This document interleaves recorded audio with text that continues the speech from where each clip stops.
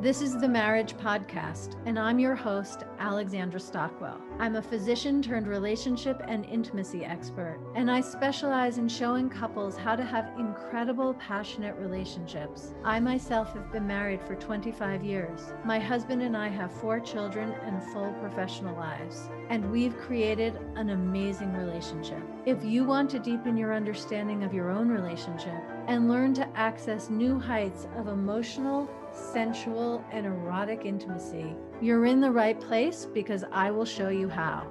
Let's dive in.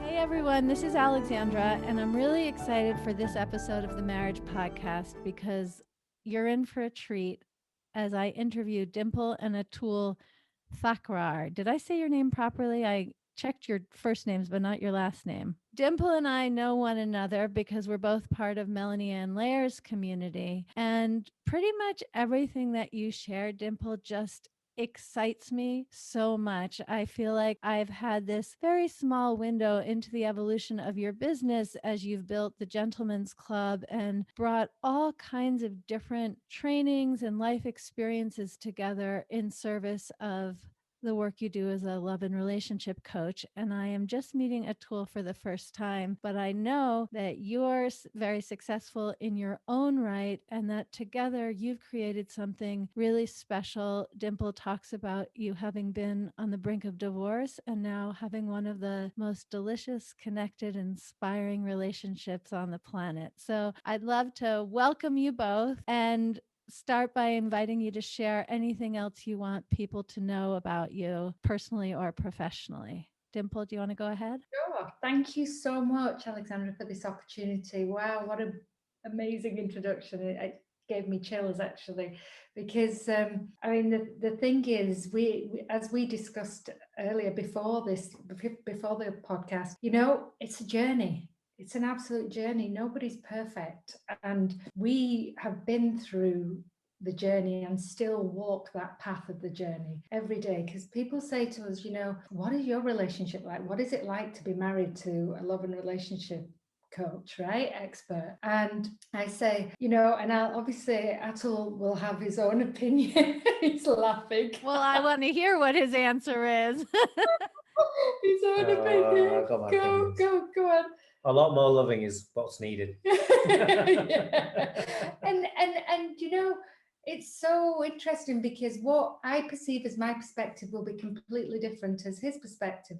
And what we learn each day is to have that open communication. And these are everything that I coach, we work through. So we're literally one step ahead. That's it. In this area, just one step ahead. And our journey, I mean, we've been married now 25 years. We've been together 30 years. Atul has known me all my life. He's been my best friend all my life. And, we were literally headed for divorce because nobody taught us the tools. Nobody taught us the strategies. Everybody understands.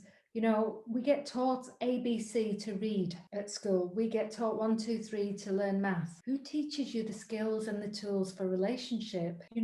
We are so different in the way we think, we move, we operate. It's been a liken, like Alison Armstrong talks about 2 different operating systems, like different types of computers, right? Apple and Mac, completely different operating systems. If you don't understand that, how the hell are you supposed to navigate a relationship? Because you just assume all the time that they're like you, right? And the deliciousness of them finding out that they're not, you miss completely, right? And that's where the growth is. Like, we literally were headed for our divorce. We were planning it, weren't we? Like a business. Let's get his voice in because I get to see this wonderful man who is the one who's so different. But will you add your voice, Atul? What is it like to be married to a love and relationship coach? This particular love and relationship coach. It's a bed of roses made in heaven, and you just got to watch the thorns when they come out sometimes. Look, any relationship has its ups, has its downs. And if you don't, I won't call them arguments. I call them discussions. And it's how you navigate through those, how you learn to let go. So it's about letting go and knowing where. For me, it was, as Alison Armstrong says, Tony Robbins said, venting, and understanding how to deal with the venting in a way you don't personalize it and internalize it. As men, we internalize a lot of things. You mean as the recipient of Dimples venting? Yeah, or any relationship, even in your own relationship, if you're venting to your husband, or it's how he takes that on board, it's how he sees that, and I found that since Dimple's gone on this journey, we've learned so much as well, but not just us, our children have as well. It's like she said, we were headed towards, I think it was, I decided when our youngest daughter was 7 years old or 8 years old, by the time our oldest daughter leaves university, when she'll be 23, this coming year, we'd be getting divorced. Do you know 1 in 4 couples who are together fully plan to get divorced when the youngest child leaves the house? The two of you are unique, magnificent people, but you fit 25% of the population in this situation. Yeah, I can believe that because it's So, essentially, what happened, Atul, when your daughter was 7 that led to you making that decision? Was it something external that occurred or some shift inside you? I think it's so interesting for listeners to hear what tipped the balance to make divorce the more appealing option when you've now chosen to stay together. It's a real treat to hear that. it was because when you have unconditional love for somebody, and truly we have unconditional love for each other, you sometimes want the best for them, and that best is sometimes saying, I need to let you go, and having the courage to do that. Because you felt you were holding Dimple back from her best life. Yeah, her best life, or what she perceives to be her best life, no matter what. It wasn't. Most people look at divorce as a financial gain or a financial loss, or making a separation, and all that goes with it. For us, it wasn't that.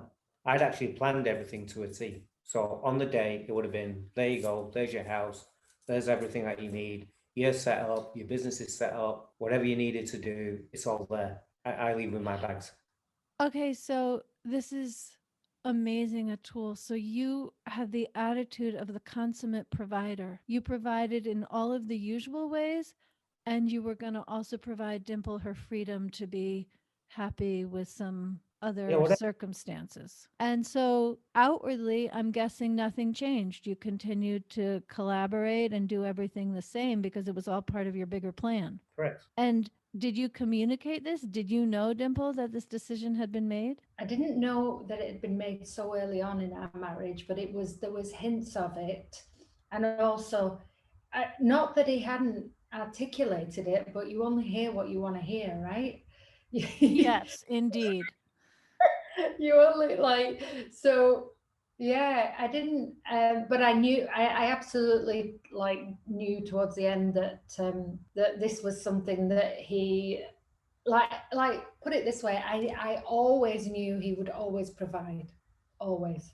Like, he would take care of me before he would take care of himself, and that's the man I married. Like, these are one of the qualities that, like, when I think the quality that I adore in him, and the reason that we fell in love was his, like, this man has generosity beyond. Like, I've never known somebody to be so generous. And yet, the thing that when we were at our worst time was the fact that I felt, and God's honest truth is, I felt as though he was generous to a fault to others. So it's interesting that value that I adored became the value that I hated, which has now turned back to the value that I absolutely cherish in him, because it makes him who he is, right? And in trying to change that, I ended up losing who he was, and that was the problem, right? Try and change them because we forget what it was that you fell in love with. And so the minute I flipped that and started reframing it in my mind, that actually I'm asking him to do things that I adored in him. I'm asking him not to do things that I adored in him before. Is this what happened on Tony Robbins' stage? This awareness? Will you say more? Because Tony Robbins working with the two of you for 2 hours, I mean, that's enough to make any informed person just start shaking, just to be the recipient of 2 hours of Tony's undivided attention and energy. Will It's a you? It was a blessing. Of course it was a blessing, but what an intense blessing in the process. Will you share what was that and how long ago was it? Yeah, so it was October 2017, and it was at the relationship event for Platinum Partners. And what basically occurred was the whole day, when I look back, hindsight is a wonderful thing. You don't see what you don't see at the time, right? And I look back, and I was actually being the bitch from hell. We had had a fight. I had asked him to sit elsewhere. He had tried to take care of me the whole day, and I pushed him away the whole day. I was literally the bitch from hell. And at that point, I would class myself as a man hater. It was all his fault. Every man on this planet is a waste of time and space. And the sooner we got divorced, the better. That's the mindset I was in. And I then, in that mindset, said something to one of the speakers in response to one of the speakers. And you know, when you realize that it's the wrong freaking thing, you've said the wrong thing, right? Tony was at the back of the room, and as I sat down, the energy in the room just dropped, right? It literally, it was so heavy. And I could feel Tony's energy coming, and it was literally like, it was like, be, bye, foe. I'm coming for you, Dimple. As he pounded down the aisleway, right? And he said, "Where is Dimple?" And he bellowed it, right? And I was sat at the front row, and all the hairs on the back of my neck stood up. I remember it. And as he came around for me, I stood up, and he came over me, and like, just to help you visualize, I'm 5'2.5". He's 6'7", right? So he came over with his huge horse head, and he started to let rip, and really with like level 10 intensity. Like, there's people in the room that have followed Tony and been in his space for like 15-16 years, said they've never felt that intensity. And that continued for about 40 minutes, that level of intensity. Now, I do want to say in all of this, I want to make it really clear that there was not 1 ounce of me in any time moment of that period that I felt threatened by Tony. I absolutely felt honored by him. He was doing what was needed, because what he was doing was matching my masculine energy with his. Because I had spent too long in my relationship being in an inauthentic energy for me, right? And so he was doing that. The light bulb moment was literally 30 seconds into that. The first light bulb moment was 30 seconds into that intervention, where as Tony's bellowing at me, Atul comes from nowhere, right, with his chest out, and he is heading straight for Tony, right? Straight for Tony. Defending his woman. Like, beyond defending. Like, he's like, nobody speaks to my woman like that, right? No, I don't care who you are, even if you're 6'7" giant Tony Robbins, you don't speak to my woman like that, right? But the moment, Alexandra, that there was a few light bulb moments, but this was the awakening. This was the piece where it flicked the switch for me. And that was, it took for Tony to stop what he was doing, to turn around, look at Atul, and he said, because the whole piece, oh, sorry, there's something happening.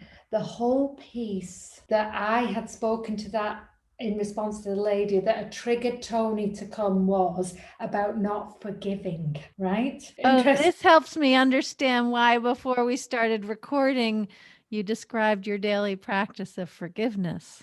This has been so important in your journey. Huge, because that was the pivotal point when Tony was like, there is no way we're getting away with this message of not forgiving, right? Because forgiveness is huge. And so he turned around and he said, is this the guy you're talking about not forgiving? Is this the guy, right? Because I was all in a place of one-upmanship for me, because I don't have to forgive him for all his shit, right? And Tony put his arm around Atul, and he said, I effing love this brother. He said, he has shown more courage today than you will have ever shown in your lifetime. He said, and he put his arm around him, and he just honored him. And it was in that split moment, and it still makes me upset because it was in that split moment that I realized for 20 odd years, this guy had been protecting me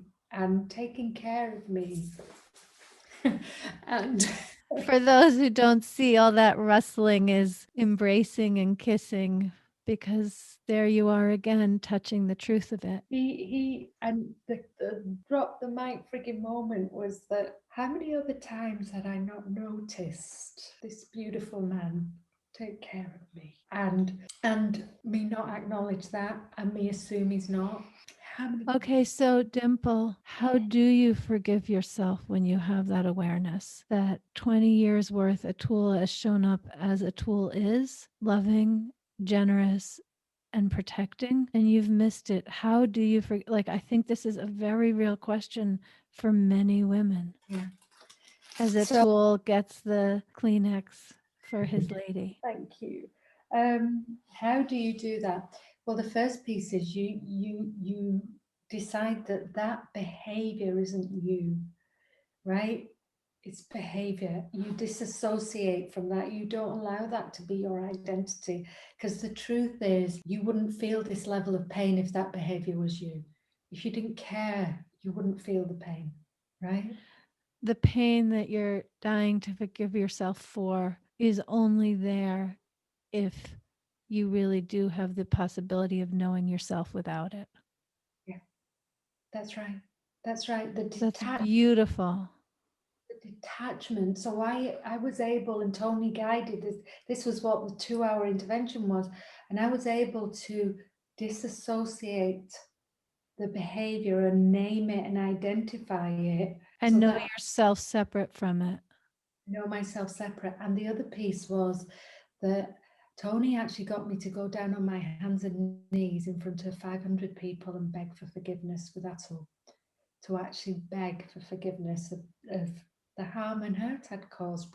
And this isn't about he's wrong, I'm right, I'm wrong, he's right. It's not about that. It's about, and this is something, one of my mantras that I use all the time with my clients: are you choosing love over being right? Which one? Or are you choosing right over love? And for too long, I'd spent so much time being right and missing the love that this guy pours and oozes love every day. That's it's who he is. And what Tony showed me in that day was that the very thing that he oozes is the thing that he fell in love with me for. I have it. I have pure love in my heart, but I've just not allowed myself to receive it. This is such an honor that you share this in such a real way. You know, people often talk about their past and it feels more like a reporter. And I feel like you're giving such a gift to take us into your heart where it's still so alive. And I want to slightly pivot to the question that I ask everyone. In many ways, you've both given so many answers already, but I want to be explicit because I really deeply believe that relationship is the ultimate context for personal individual growth. And so I'd love to ask each of you, even though you've already shared, what is it that you've learned about yourself as a result of being in this marriage with one another? Do you want to continue, Dimple, but really speaking to that question? Absolutely, thank you. Yeah, it's a great question. Whew, what I've learned about myself is that it's okay to love me. Let's just sit with that a moment. It's easy to move past that, but I think that might be the biggest lesson of all. Say it again. It's so beautiful when you express it. It's okay to love me, right? I'm good enough to be loved. I'm worthy enough of my love first. Because if you can't receive something from somebody else if you don't give it yourself first. Yeah, it's okay for you to love you, and it's okay for you to receive this amazing man's love for you. Thank you. What about you, Atul? What have you learned about yourself through being married to Dimple? Oh. Keep it clean. Keep it clean. You don't have to. You've been described as this generous, magnanimous, courageous man. You want to make it dirty? Be my guest. Because I know for you to have the kind of marriage you have, the upper chakras are lit up and so are the lower chakras. Otherwise, it doesn't feel like this as you share such Correct. spiritually pure truth. Right. So, biggest takeaway, biggest lesson learned. Again, for me, it's receiving love. When you give all the time and you perceive yourself as a giver, the hardest thing you find is receiving. And that's the biggest thing that I found, is receiving the love back. What helped you pivot to being open to receiving love when you've been such a giver? It's been a journey. I think it's been a real journey for me. It's been a journey of, you put all the euphoria away from having that intervention with Tony and then going back to real life. Yes. And that is the real learning of how to manage in a day-to-day real life situation. When you have your pressures from work, you have your pressures at home, you have your daughter going away to New York to university, all of this going on, and you just learn to give yourself. Giving yourself is the most important thing that you could do, but also know that in a relationship, it's having the intimacy, it's having the fun, it's having the joy. Also learning how to deal with the arguments in a way that's more joyful. People have, we'd have an argument and the argument will last for 6 months, not 6 minutes, or you'll bring it back up 3 years later. Which means it's been going on for 3 years, even if you haven't been expressing it. Correct.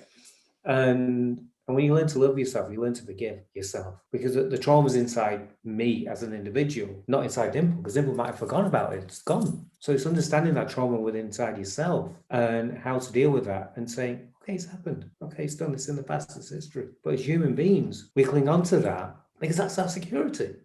You did this. You did that. You did the other. It's not about that. It's about the fact you've got to work within yourself, for yourself, so you can give to others, because the more you serve others, the more you receive. And I truly believe that. So, have you had any sticky moments today? I'm asking in order to know, like, what is the micro adjustment that you make that someone listening might start to make? Because I think of this in many ways as like going to the gym. We start with the lower weights and then we can build higher weights. So is there a micro adjustment you've made which had you lean into self-love and forgiveness, or has it not arisen today perhaps? No, it rises. It rises every day. It's not every day is the same. It's meditating. But meditate the way you want to meditate, not the way somebody says this is how you need to meditate. It's having your rituals in the morning. Whether you do exercise in the morning, whatever you do, it's having those rituals, and then taking 5 minutes while you're in the shower, for example, just holding your heart and saying you love yourself.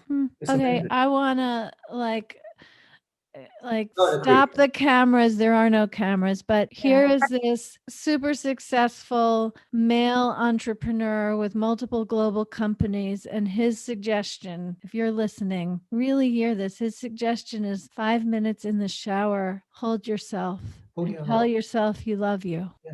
And that is the nutrition for a magnificent relationship. Maybe not the only nutrition, but a really essential part of it. And that huge for me today. There have been where I've and he may not be aware of it because I've had to do the self-talk for me, right? So there have been times when he said something or done something. I'll give you an example. Yesterday was one where I said, oh, we'll work out together. And he said, actually, I'd prefer to do it myself. In the past, I would have felt that that was him rejecting me, right? And I would have got upset. I had to do my own head talk with that. So I had to literally take his words. Okay, he wants to work out himself. Brilliant. I get to do what I want to do. I flicked the switch as opposed to making it an old story that he doesn't care, right?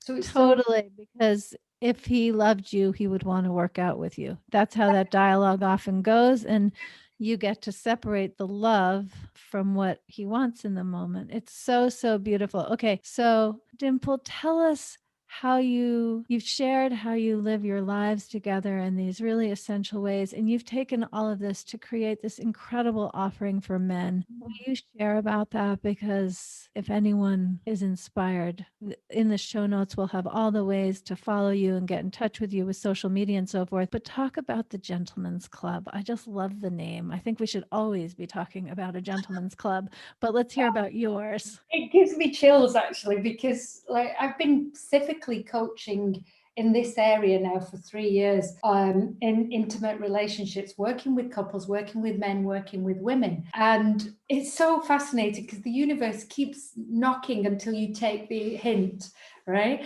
And I keep being sent these extraordinary, successful entrepreneurs, businessmen, right, to work with. And I get amazing results with them. And then I was like, women are rising, particularly 2020, when the shift with COVID and the energetics around it. I'm an energetic healer as well. So I was feeling the shift of women being given the opportunity to step into the vortex and rise in their power, which is beautiful. And I was finding that was at the cost of men, right? It was like women win, men lose. That didn't sit comfortably with me at all, because for me, a relationship is win, win, win, right? You win, they win, we all win, right? When we win as a couple, our children win, and we set the example. So we lead by example. And so it was at the end of last year that I was like, oh, gosh, something needs to happen. Something needs to happen. And this was when it was a meditation. It was in a meditation like the Gentleman's Club. I want to provide a space for men who feel like they are super successful in the business arena and in the boardroom and struggle at home. They go from being the absolute hero at work to being the servant at home, right? They feel less than at home and they don't know how to navigate that.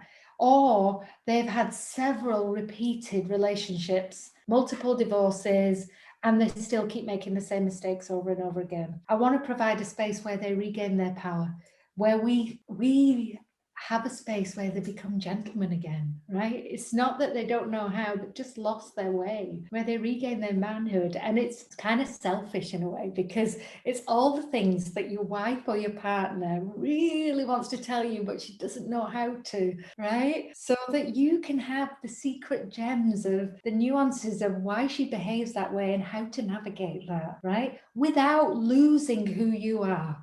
That's the foundation of it. I teach you how to be you in this safe environment and then be her hero, right? You be your hero first. It sounds like a modern, clearly for successful men version of finishing school.